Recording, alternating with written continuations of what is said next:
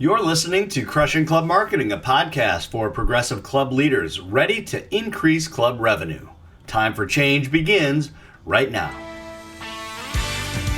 When the coronavirus pandemic first hit in 2020, private clubs, like many businesses, were shut down and leadership was faced with tough staffing decisions. At Bethesda Country Club, just outside the nation's capital, it was no different, and their lean team went to work to make sure members felt safe. And they continued. Business as usual. Only it wasn't. Chris Butterfield, the Director of Membership Marketing and Communications, was getting her hands dirty, literally, and she became the ambassador of culture. All right, we're back at the saddle. Got a few new episodes queued up and ready to go, and my apologies for being away for so long. Let's just say that 2020 happened. Anyway, what a year, man. And so we have some episodes that are queued up with club leaders who share their experiences from last year, today's episode being one of them.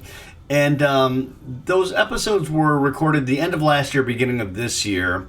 So some of the forecasting, just as an FYI, was done, a couple months ago in some cases. Anyway, today we're going to check in with Chris Butterfield from Bethesda Country Club in Bethesda, Maryland.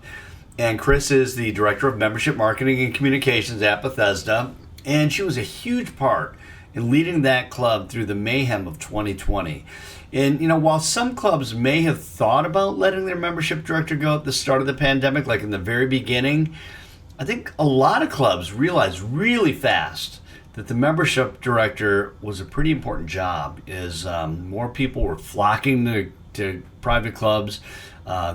Golf rounds were up all over the place nationwide last year, and it ended up being quite a wild year that way for sure. So also joining us in this episode is a special co-host, Hannah Eanes, the Vice President of Member Relations at the Private Club Marketers Association, or as you probably know it as, PCMA. So Hannah, thanks so much for joining the conversation. Hi, Ed. Thanks so much for having us. We are so excited to be collaborating with you on your Crushing Club Marketing podcast. This is exciting. Well, we're excited to have you as well. And I'm sure anyone who's listened to this podcast enough knows that it gets awfully boring listening to me. So to have someone else offer their perspective is, especially a real professional, is really helpful.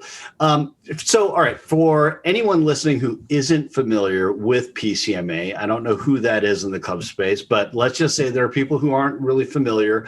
What do they need to know about PCMA? How do you help your members? Sure. So we are the niche association in the private club industry, specializing in private club membership, marketing, and communications. We have a whole host of member resources, inclusive of a monthly publication, an annual conference, which we were excited to still be able to take virtual in 2020 and are currently working on the logistics for 2021. And one of my most favorite member resources, I guess, probably from this past year has been the introduction of our mastermind, where we bring in small groups of PCMA members together for regular roundtable discussions. So PCMA is just an incredible source of energy, idea sharing, and just a group of really, really sharp professionals. So we're excited to be just talking a little bit more about PCMA, showcasing our association president, Chris Butterfield, in this podcast. So it's going to be a good segment. And anyone who, especially an older school type of leader or club, whether a club marketer or club membership or club leaders in other areas, it's amazing how much club marketing has changed, as we talk about on this podcast all the time. But it's, and to have an association like PCMA as a resource is so valuable for your members. And given that, what was the talk in 2020? I mean, you have a lot of conversations with members. Such a bizarre year, obviously. What were some of the conversations that you were having with your members? So thankfully, as we all know, the larger part of our industry has benefited from the pandemic. A lot of clubs have done really well. But one interesting thing that has kind of been a commonality in a lot of the conversations is so many of the priorities of membership and marketing professionals, maybe so many of the ideas that maybe they've brought in to the table in the past, recommended new technology, things of that nature that have maybe been pushed to the side or kind of put as a lower priority maybe on the budget have really come to light, and they've really had the opportunity to get some of these things that they have wanted to get done in 2020, just because current circumstances have required for our industry that has traditionally maybe moved a little slower to really get it together and get some of these things up and running, which are going to be a huge part of Club Foundation, going forward well beyond where we've been this past year. Yeah, in the club space, it's interesting because and I always talk about this, but there's so many parallels between just the business world and club business, right? I mean, it's like in many ways, the pandemic has pushed business in general to places that they probably suspected they should go, but didn't really have a great reason. And all of a sudden, now this reason to, whether it's doing things virtually, like virtual conferences or otherwise, but or just being on video conference calls. And now it's like so quickly become the norm, in all business. So it was just a profound year in so many ways. You alluded to Chris Butterfield, who is your current president at PCMA. She can hear everything we say, but I was going to ask you to say something, share some of her dirty secrets, but it's a G-rated show. So no, I'm just kidding you. Chris Butterfield is the membership director at Bethesda Country Club in Bethesda, Maryland. And as mentioned, current president of PCMA. And full disclosure, Chris is one of my favorite people in this organization, in the club business as well. So, so glad to have you on the podcast today. Well, thank you, Ed. Thank you, Hannah. It's an honor to be here with you all. So we're recording this episode in mid-January, and with quite a bit of activity happening around the nation's capital. How are you doing down there? Oh, we're hanging in. We're a few miles outside of DC, so things have not leaked into our neck of the woods just yet. Yeah. Well, thank goodness. So what a year it was for you. I mean, as you look back on 2020, how will you remember this? And recognizing that we're still in the midst of a pandemic as we're recording this, but there's so much that happened, especially almost a year ago, starting, March probably, right? Is that when things started to unravel for you? I mean, unravel meaning like, oh my gosh, what's happening here? Yeah, that fateful date of March 14th, 2020 is when the whole county I'm in shut down. It was crazy. It was definitely crazy. Yeah. So what was it like, for you at your club? How did leadership respond? How did the members respond? What happened at Bethesda at that time? Well, like most clubs, we had to do, a mass furlough of predominantly the entire staff, with remains of 10 of us executives and then our grounds crew team. So there was still a lot to get done. The club itself was a little bit like The Shining. It's a big club and there's only a few of us here, and I'm not going to admit to riding a tricycle down the hallways. But there was still a lot of work to get done. I mean, even because the golf course is closed, it doesn't mean that that we're not mowing the lawn, or because we can't get into the club because everything's mandatorily closed with shutdowns. It doesn't mean that I can't sell membership. So reinventing what I had done before in a way that, of course, like we just said, I never thought I would have to, and then learning some new tasks. So right in spring, we had a good solid $10,000 worth of flowers that were delivered, and we had only a few days to get them in the ground with the very cold spring we had. We had to plant them before they died. So I found myself sharing with my colleagues that I do have a green thumb. And I went out and planted all of the flowers around the entire clubhouse and golf course as if we were still open. I mean, we had anticipated that day to happen at any moment, that we could reopen the clubhouse. So we moved full steam ahead with the flowers. But so a skeleton staff. So you go and you get your, your gardening gloves on and go to work. But if we can just back up a little bit before that, I know that. So I'm a private club member, and it seemed at first that there might be a lot of people that just quit clubs, and that there could be this big exodus and what's going to happen, and for sure the revenue is, if clubs weren't able to open their golf courses and all this other stuff, like what was going to happen. It was kind of a scary time. And Hannah, you probably saw this more than, or as much of anyone, as people that are starting to scrutinize, or as they're determining who they're going to furlough, they start looking at people like, were you hearing that they were looking at membership directors and things like that as people to furlough, or was that really never a conversation? Absolutely. It was definitely a source of concern, because I think, a lot of people think, I can't give a prospective member a tour because my club is closed, and so it's just the idea of everything as far as membership goes halting. Of course, that position is on the radar.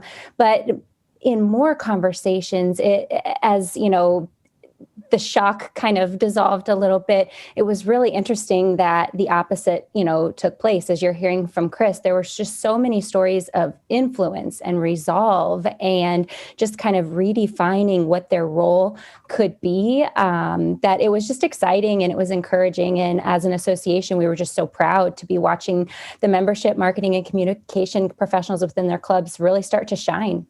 Yeah. Did you have that, Chris? I mean, was that sort of you talk about March 14th, and those first couple of days, were you thinking like, oh my gosh, what if I'm let go, or or was that ever a concern for you? I think that's probably always in the back of our heads.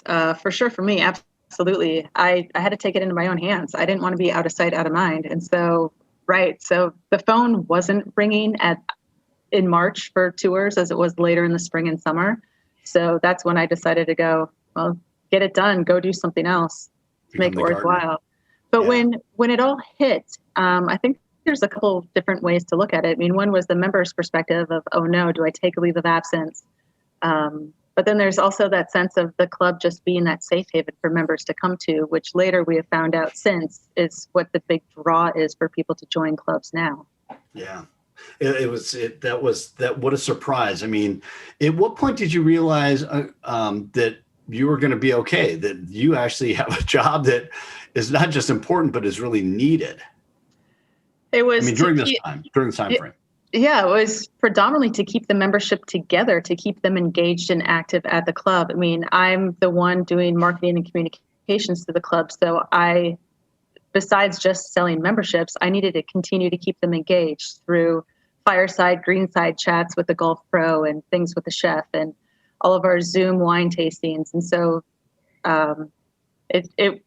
we had such a skeleton crew, and I know that my position and the productivity, everything that I was doing was just so important. I mean, I actually found myself working 6 days a week just to get it all done.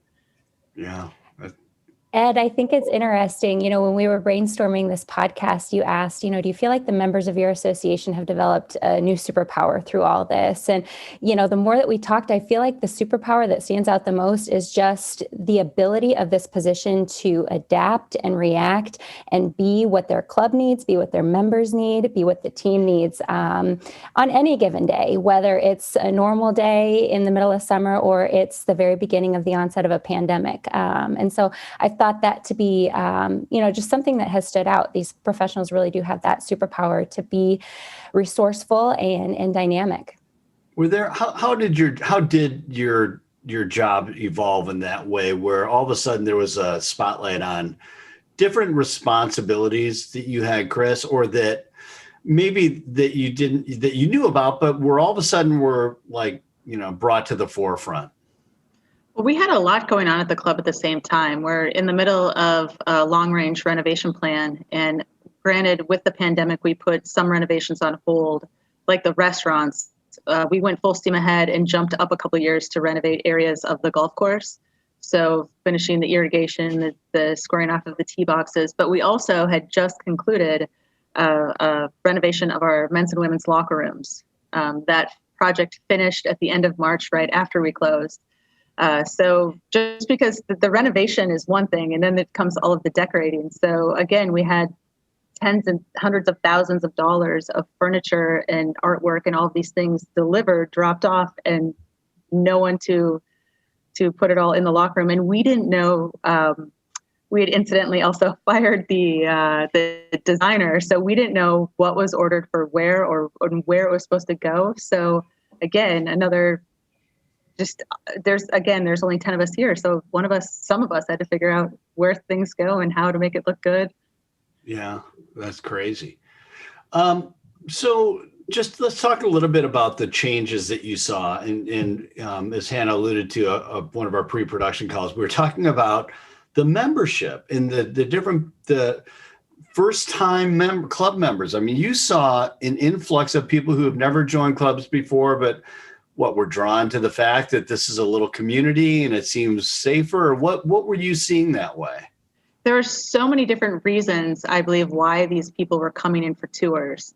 One, of course, a lot of people had the suspicion or the thought that private clubs did not have to adhere to the local ordinances of COVID, the shutdowns and things like, oh, wait, you can't just go do this here.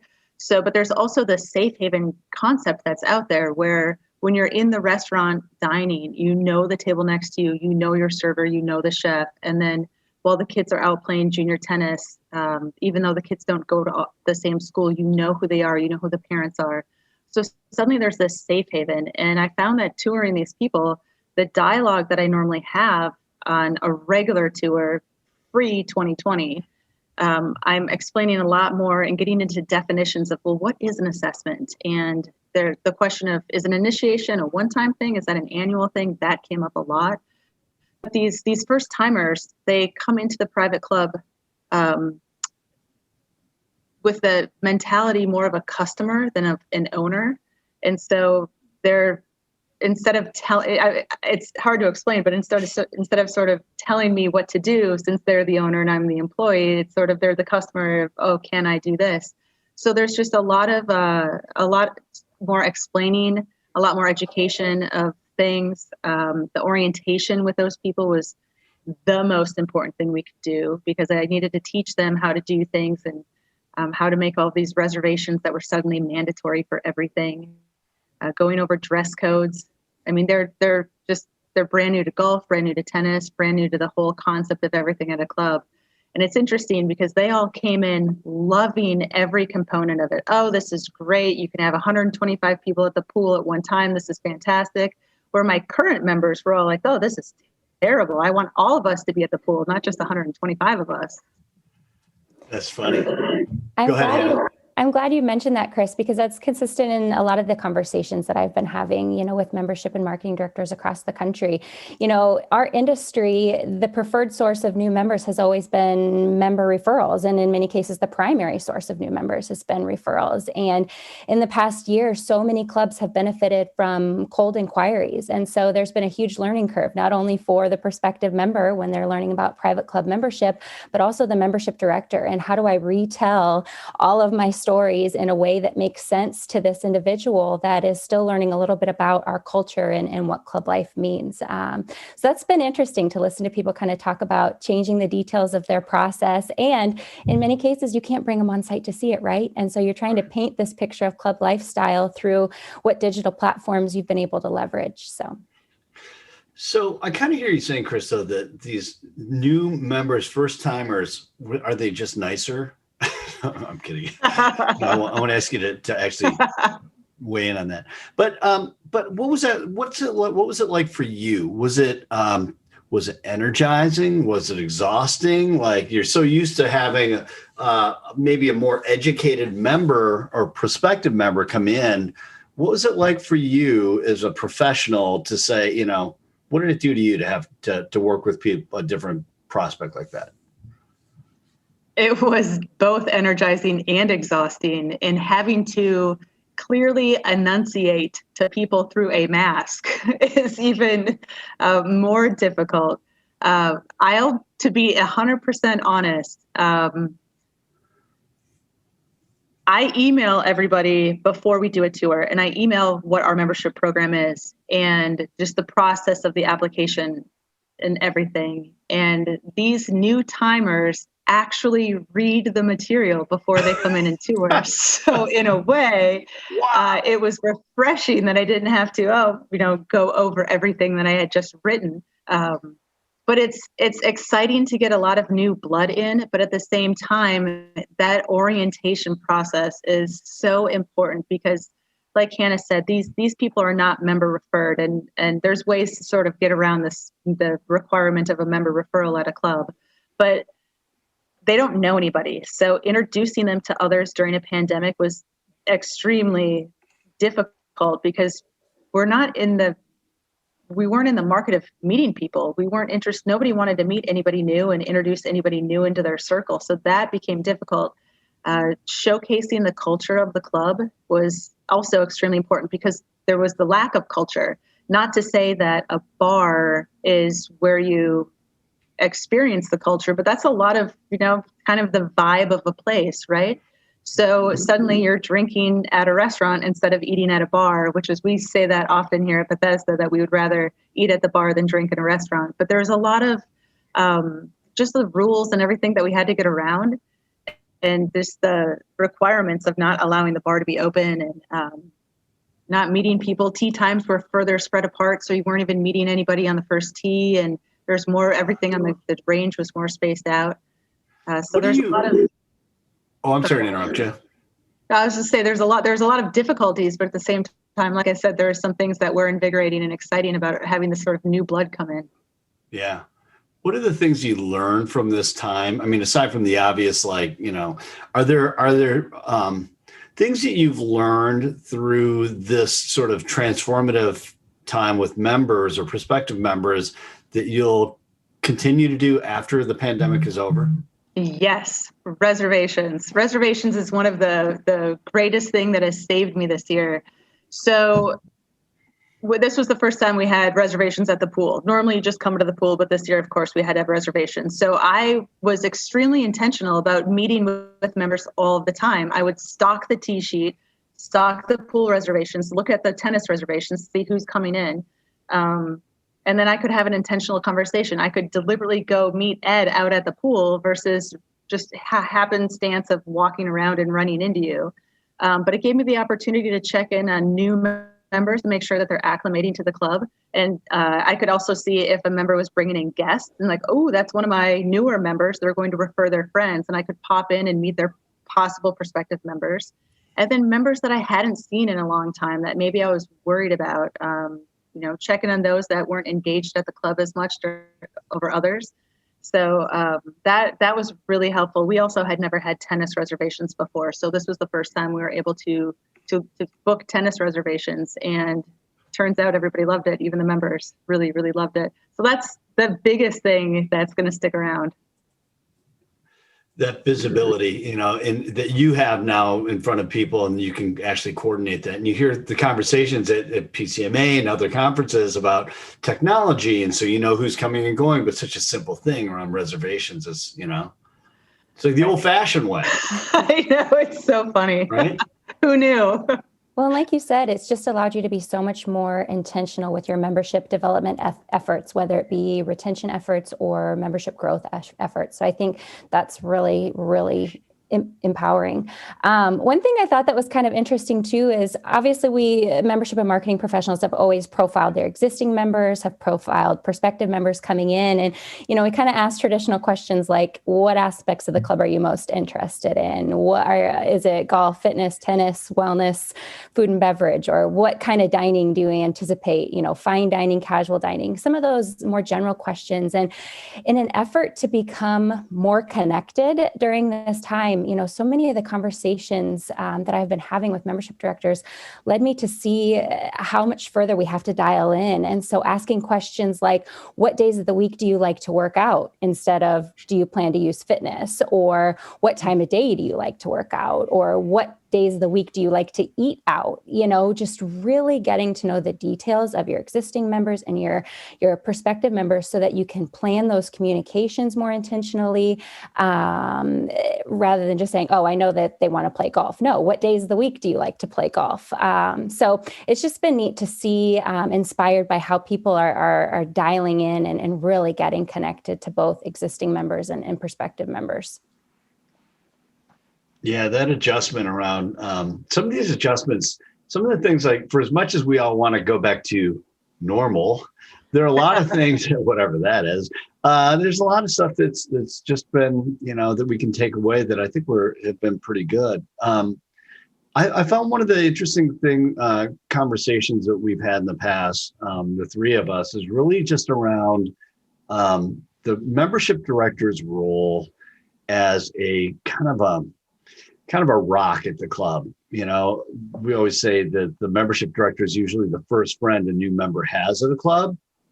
Can you just talk about a little bit about how you have approached that, responsibility maybe, at your club, in knowing that people that are new to the club, or even people who've been there for a while, look at you and it's like there's this weird closeness in a way all of a sudden, right?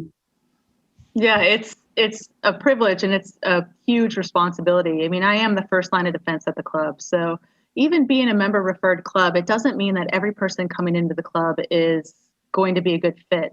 So I view myself, as most of us all do in our position, as just the ambassador of culture. I mean, I'm the keeper of the culture. It's up to me, first line of defense, to make sure that who's coming in is going to be a good fit.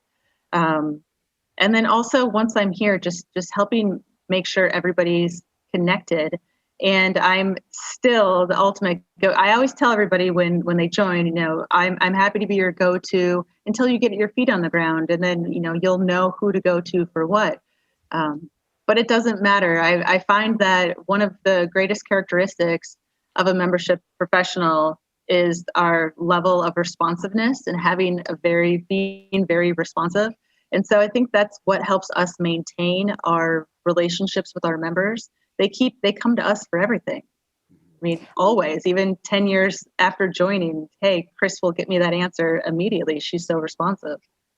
That's one thing, when we've been talking to not just Chris, but other membership directors, it's really important to acknowledge the board members, the club managers who have really empowered their membership professionals and kept them part of the skeleton crew during this time, because they're showing the members, as their membership director, they're committed to doing whatever it takes to keep this club going so that it's ready when they can return and when they can come out for programming. I think too, we've talked so much about, instilling this sense of trust and sense of safety, the ability to see your member relations professional on the property, working alongside maybe unexpected team members. I mean, that delights members. That gives them a sense of safety and security, because the person who has welcomed them to the club, the person, like Chris has said, who's been maybe their first friend, especially with so many more cold membership inquiries coming in, to see that membership professional being part of the team that's encouraging them that everything is going to be okay. Your club may be different, but your club is still a great place to call home. So I think that's just such a huge takeaway. Yeah.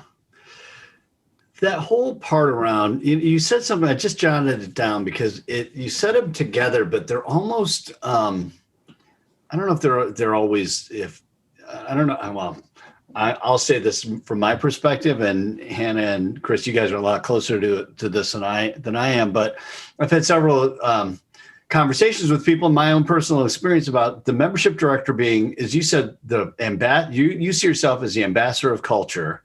And then you also said you're the first line of defense for new members, right? So interesting choice of words. However, no, I know what you meant though. You're the initial screener, right? You're like, right, no go. But anyway, my point in bringing that up is that in many cases, a membership director might see themselves, it seems to me, as being that first line of defense, as being that first person to say, some level of qualification for whatever that means at your club. But the ambassador of culture is a little bit different. Like, I think that every club has someone who is sort of that ambassador of culture. And it makes sense that it's a membership director, but it isn't always, is it? I mean, to be honest, every single club will say we're different, we're unique. It doesn't have to be the membership professional, but really, could it be the director of food and beverage, or could it be a bartender with a following? I suppose, but to the average member of a private club, if you were to ask them what are the membership professionals' responsibility, they would probably say everything. I find that my members, they don't know that I don't run all of our events. They don't know that I'm not involved in writing the menu for the restaurants. I mean, they don't truly know what we do. So I feel like we're sort of a catch-all. We're not just stuck or siloed into one department. We touch all of them. So even based on different membership categories, I mean, we're still involved. We're the ones that get the confidential information from members that are going through divorces or financial troubles or whatever. We sort of get all of the juice too. So yeah. I mean, it's we have a high level of responsibility when it comes to even personal information on an application, to some of these stories we hear about other people, or here at Bethesda, I do background and credit checks on all my new members coming in, which, by the way, I heavily recommend to all clubs now, especially that we're getting these out of industry people coming in, if you will, these first-time country club goers that we don't truly know who they are. I suggest everybody do that. But there's a lot of information that I come across that, like Hannah was discussing, trust. I mean, it's a lot of responsibility. So yeah, ambassador of the culture, keeper of the culture. I mean, it could be anybody, but at Bethesda, it's me. It's you, culture keeper. Your new nickname is CK. I like it. One last question for you. How, in some other conversations that I've had with general managers, I think that some of the clubs that have done very well in navigating this past 12 months, whatever, have talked about how closely they've worked together as a team with their membership director or membership professional, with their department heads in some cases. How much have you worked? I mean, how important has that been for you and in your team at Bethesda, as far as just keeping those lines of communication open and really getting creative together? That was huge. It's what saved us, really. I mean, there's 10 of us here, so 10 of us would meet and each of us had a task. We didn't have a crew behind us to support us. We had each other. So, you know, I helped our superintendent by planting flowers, and then I helped our clubhouse. Well, we don't have a clubhouse manager, but I helped the guy that was doing that sort of stuff, you know, decorate the locker room. And those are just some things I did, but my colleagues also, we're all helping each other out. It was extremely important. And it was so refreshing that we all came together. I mean, we get along really well here. We're all a little bit out of the box crazy. So it was easy for us, but I've spoken with some other clubs, and it's been really rewarding to hear that others have really come together, and where there's some that didn't get along and now that they are, but it was the way that got it done. It was what drove the ship home, if you will. It brought us all ashore. Yeah. Last question for me, and Hannah, if you have, not sure if you've got some more to add, but what's the game plan for 2021? I mean, how do you as a team approach the year differently? What do you see, you know, especially with this pandemic still at this point in January, still, you know, a hot topic? What's going to happen? I mean, I gave so many tours in 2020, and these people, as much as they wanted to join Bethesda, they weren't ready until after the pandemic. So I am looking forward to a phenomenally crazy 2021.